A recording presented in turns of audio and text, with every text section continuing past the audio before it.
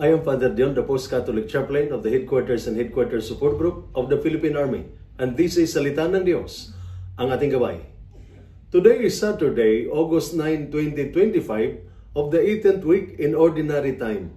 In life, especially in service, there are moments when strength, training, and even planning seem not enough. Times when we say, Lord, I have done all I can, but nothing is working. That is exactly what we hear in today's Gospel. In the Gospel reading taken from the Gospel of Matthew, chapter 17, verses 14 to 20, the disciples could not drive out a demon, and they were frustrated. Jesus told them, because of your little faith. But then He gave them hope. If you have faith the size of a mustard seed, nothing will be impossible.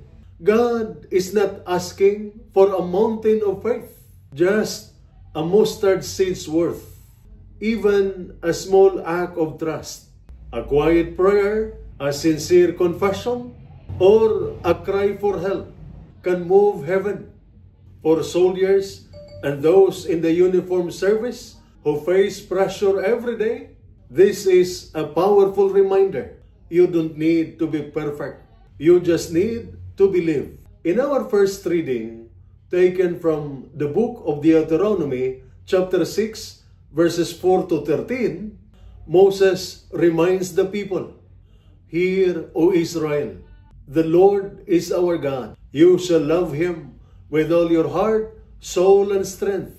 That is the foundation of everything. Not just believing in God, but loving Him and letting that love shape our decisions. As soldiers, when you follow commands with honor, protect lives with courage, or stay faithful to your family despite hardship, that is love in action. That is obedience, not out of fear, but out of love.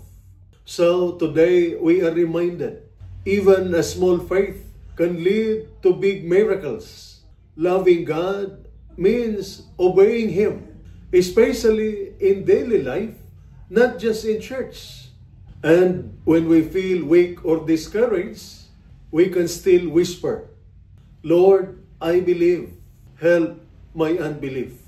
And this is Salita ng Diyos, ang ating gabay. Let us pray. Lord God, strengthen our faith, even if it is small. Teach us to love You with all our heart and to live that love in our duty and our daily choices. Amen. And may the Almighty God bless you and your family, the Father, the Son, and the Holy Spirit. Amen.